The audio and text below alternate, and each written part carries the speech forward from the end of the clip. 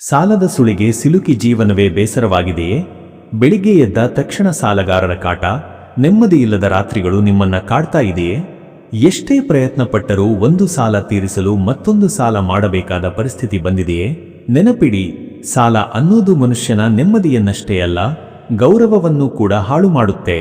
ಈ ಸಾಲದ ವಿಷವರ್ತುಲದಿಂದ ನೀವು ಶಾಶ್ವತವಾಗಿ ಹೊರಬರಲೇಬೇಕು ಅಂತ ನಿರ್ಧಾರ ಮಾಡಿದ್ರೆ ಈ ವಿಡಿಯೋನ ಈಗಲೇ ಲೈಕ್ ಮಾಡಿ ಮತ್ತು ನಿಮ್ಮ ಕಷ್ಟಗಳು ತೀರಲಿ ಅಂತ ಕಾಮೆಂಟ್ ಬಾಕ್ಸ್ನಲ್ಲಿ ಓಂ ಗಂ ಗಣಪತಯೇ ನಮಃ ಅಂತ ಕಾಮೆಂಟ್ ಮಾಡಿ.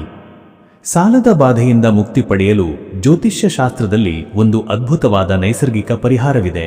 ಪ್ರತಿ ಮಂಗಳವಾರದ ದಿನ ಸ್ವಲ್ಪ ಬೆಲ್ಲವನ್ನು ತಾಮ್ರದ ಪಾತ್ರೆಯಲ್ಲಿ ಅಥವಾ ಕೆಂಪು ಬಟ್ಟೆಯಲ್ಲಿ ಇಟ್ಟು ಹಸುವಿಗೆ ತಿನ್ನಿಸಿ. ಇದರ ಜೊತೆಗೆ ಸಂಜೆ ಸಮಯದಲ್ಲಿ ಮನೆಯಲ್ಲಿ ಋಣ ವಿಮೋಚಕ ಮಂಗಳ ಸ್ತೋತ್ರವನ್ನು ಕೇಳಿಸಿಕೊಳ್ಳಿ ಅಥವಾ ಪಠಿಸಿ. ಇದು ನಿಮ್ಮ ಸಾಲದ ಹೊರೆ ಕಡಿಮೆಯಾಗಲು ದೈವಿಕ ಶಕ್ತಿಯನ್ನು ನೀಡುತ್ತದೆ. ಸಾಲ ಮುಕ್ತ ಜೀವನ ನಿಮ್ಮದಾಗಲಿ.